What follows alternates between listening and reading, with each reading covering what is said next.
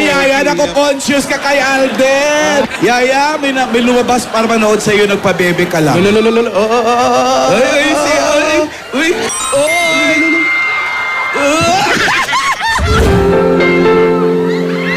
ay, hindi naman pala ng bulaklak eh.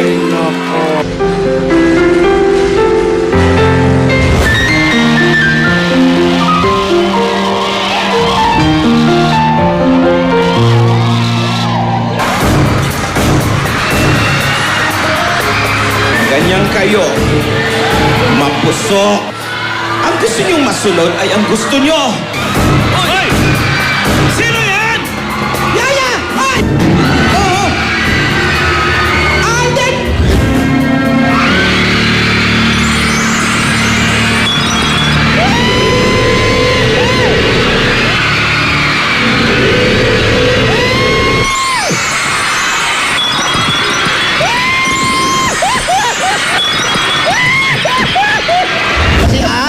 Ay mayroong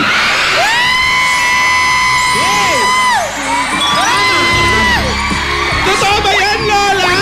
totoo yan, kumaring Alan. Pinapayagan ko na kayong mag-date ni Alden, Yaya.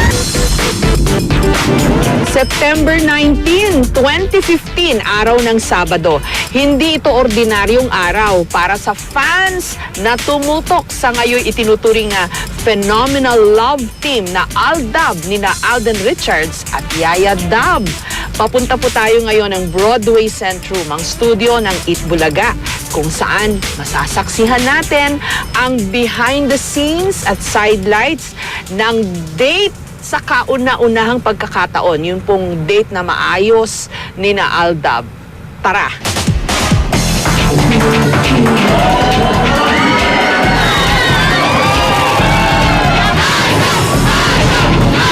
So heto na tayo, papasok tayo sa backstage ng Itbulaga dito sa Broadway Centrum. Doon sa mga tumututok po ng Aldab, maalala nyo dito yung hagdan na kung saan nagmo-moment madalas si Alden pagka nababalisa siya, nalulungkot siya, ito ho yun.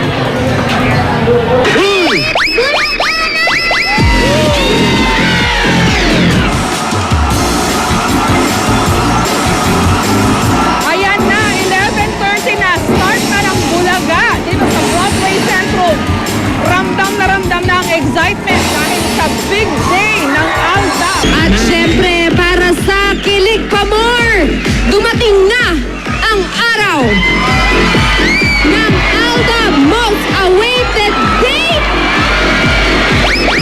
Palagay ho ninyo, Tito Sen, bakit hit itong Aldab, itong kalye-serye ng Itbulaga? Well, for one thing, it's down to earth. Sa kalsada eh. Nangyayari sa tunay na buhay. Sa mga manonood, parang dali lang ng lahat ng trabaho ng mga nasa TV. Pero actually ho, behind the scenes, sa likod ng camera, ang hirap-hirap ho ng trabaho. Ang daming detalyeng kailangang busisiin mula sa ilaw, sa camera shots, yung mga prompter, kung ano yung sasabihin ng mga TV host. Sukat na sukat nila ang lahat ng kanilang bawat galaw. Kailangan kasi coordinated lahat ng kanilang galaw. Lalo na meron silang live na kalye-serye na ngayon palang nagawa sa history ng Philippine TV. Kailangan maayos ang pagkaka-execute ng kanilang script, yung dialogue, kung meron mang mga spontaneous na nasasabi, yung mga kasama dun sa kalye-serye, sa kanila na yon. Saan kayo galing? Nag-walking lang kami ni Yaya. Ano tari, parang aso lang? Winowalk? Kailangan maayos ang execution, walang aberya, walang sabit, kasi napakaraming tumututok dito sa kanilang live na kalye-serye.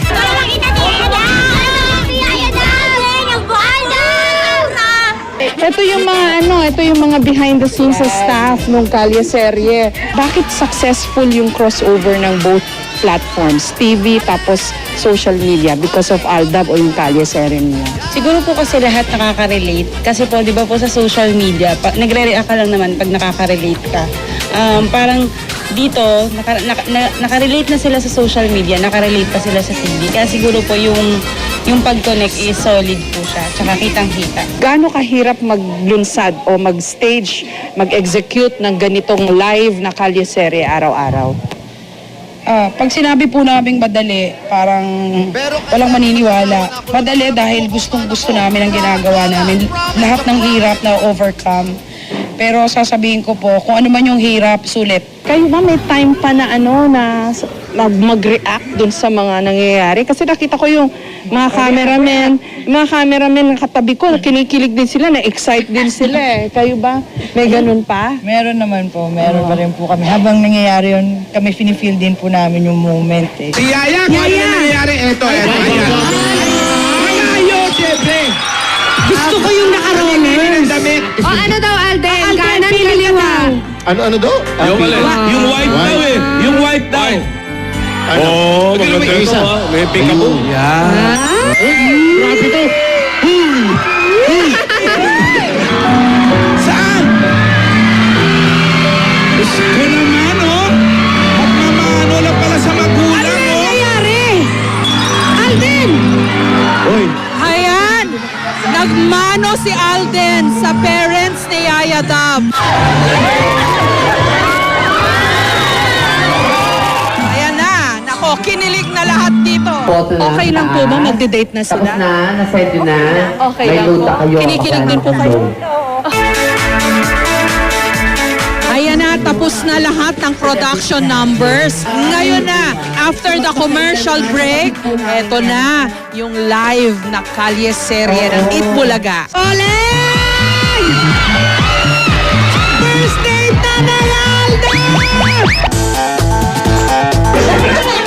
Yaya, nako, parang ayaw ko nang ituloy ito. Oy. Parang gusto mag-back.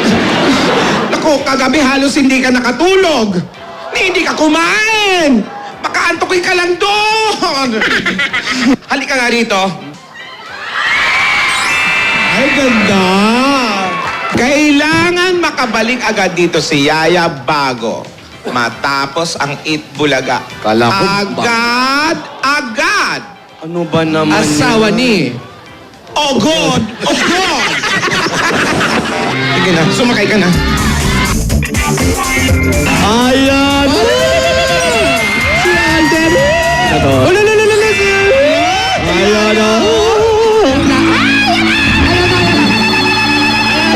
Ayan na!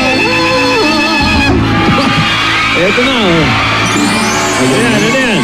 Kung gusto mong malaman kung karapat-dapat nga kayo sa isa't isa, kung bagay na bagay kayo, mag-start na tayo ng getting to know each other. Meron akong ipapalagay na mga base dyan sa Broadway. Kapag nag-match ang sagot nyo sa mga tanong ko, pwede kayong pumunta sa first base hanggang maabot nyo ang inyong date. May 10 akong tanong. Pag nakapito kayo, pasok na kayo sa jackpot. May jackpot pa? Babe, love, or honey? Eto na. Eyes or lips? Mainit o malamig? Ay, ba't parang ninervyos?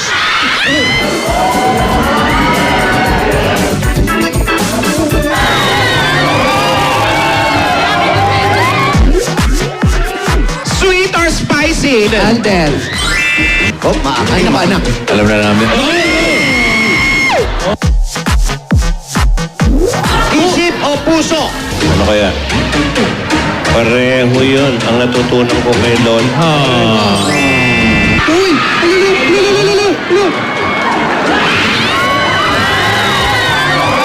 Naalala yung kabataan. Pag nakikita ko yung crush ko, ganyan. Ay, sumasarabi na naman. Silip-silip. Nakakatanawa na. Nakakatanawa.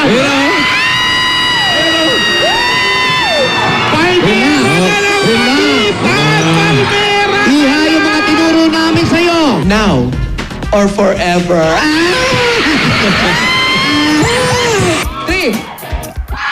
Kay biyaya sa akin, hatid ng hangin. Ikaw ang kay dagal hinintay. Kay biyaya, bigay ng langit. Laman ang bawat tawid at laging bukang bibig. Ikaw ang sinibot, sang tuba. Pagsisigawan sa buong bansa. Kay biyaya. Dito. Nagsalita. Longest table na yan. Hoy! Yan. Mag-uusap ah. Ikaw ang sanggibot, sangtuwa. Pagsisigawan sa buong bansa. Kay biyaya. Kay biyaya.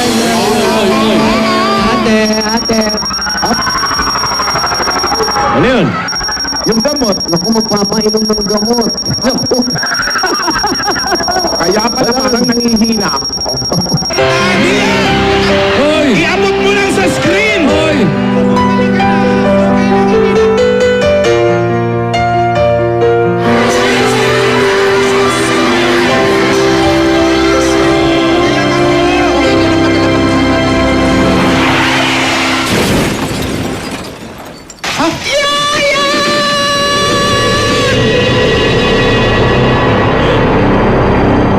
Bargaya sa Yaya, di ba? Kasi parang may car crash ako narinig. Ayan at natapos na naman ang isa pang episode ng kalye-serye ng Itbulaga. Bitin pero kaabang-abang pa rin. Kailangan tumutok dito sa kanilang live na kalye-serye featuring Aldab. O reaction mo dun sa nangyari sa date nila today? Siyempre bitin! We want more! At saka yung ending, hindi namin alam ano ba talaga nangyari dun kay Yaya Dab. Siyempre, mas kinikilig yata ako. Natutuwa ako kasi nga parang ang feeling namin meron kaming mga kapatid. Kasi yung side, kabilang side, yung mga apo, dito si Alden para naming kapatid. So, alam mo yung parang big sisters kayong kinikilig. Ang ganda ng lesson na overlap sa supposed to be partner, hindi pa naman tayo sigurado kung sila nga, naisip pa rin niya yung pamilya, yung lola na nagpalaki sa kanya. Ang ganda ng leksyon. I love the fact that there's a new energy to the show. There's a good energy, not just coming from on what's on screen, but even off screen. Bossing, ano masasabi niyo sa episode today? Thrilling, exciting. Kahit kami, we were looking forward to it. Maganda naman na nangyari. Although bitin. Oo. Parati na lang bitin. Kinikilig din ho kayo? Oo naman. Oo naman. Kasi what's nice about it is halos hindi namin alam kung anong mangyayari talaga everyday. Kasama kami ng mga manonood na nanonood din. Ano yung parang itong kalye-serye na to, parang nag-connect din kayo sa mga kabataan, yung audience ngayon? Oo, lalo na sa akin. I-consider ko agad yan nang dumating yan na hulog ng langit yan eh. Na isang biyaya na regalo sa Itbulaga after 36 years. Parang rebirth ito eh. Pero dati mag-gadget ka rin ba? Hindi. Itong nag-ano sa'yo? Ang kalyeserye eh, natuto kong maging sosyal. Social media. Paano ba yun? Bitin naman yata. Yung nga po eh. Kahit ako po nabitin eh. Lapit na eh. In-expect mo ba yung ending? Hindi po. Ah, talaga? So hindi sinabi sa inyo na may ganung ending? Hindi po. Akala ko po yun na Bakit kaya? Para spontaneous din pati yung reaction Yes nyo. po, gusto ko na pong habulin eh. Kaya lang po, syempre pumasok pa rin po yung binilin sa akin ni Lola na kailangan you have to honor your words. So kaya pinigilan ko na lang po yung sarili ko. Ano masasabi mo sa pagkikita nyo ni Yaya Dabu?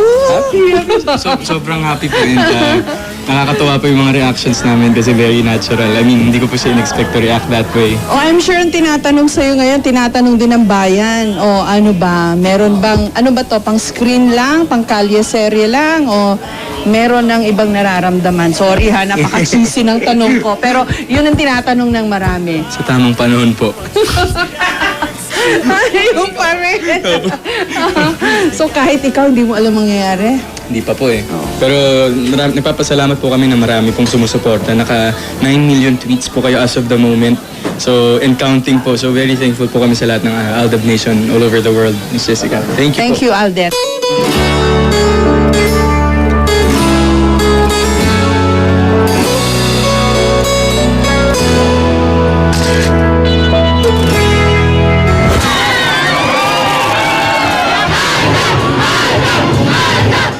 Bakit nga ba hit ang Aldab, ang kalye-serye ng Itbulaga? Dahil nakakakilig, kaabang-abang, napakaraming pwedeng insights na makukuha dito sa nangyaring tinatawag nilang phenomenon na ito.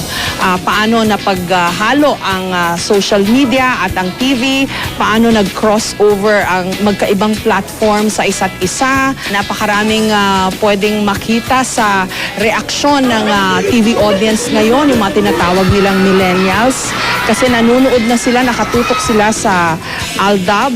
Bukod dun sa mga dati nang nanonood na mga nanay, mga bata, mga tatay, may bagong audience na napunta o nakuha ang TV dahil dito sa tinatawag nilang phenomenon na ito. Ano pa man ang naging ending ng mahiwagang date ng Aldab sa araw na ito, ang sigurado lang tututok ulit ang audience dahil kaabang-abang, cliffhanger yung nangyari sa kanilang episode today. Ika'y biyaya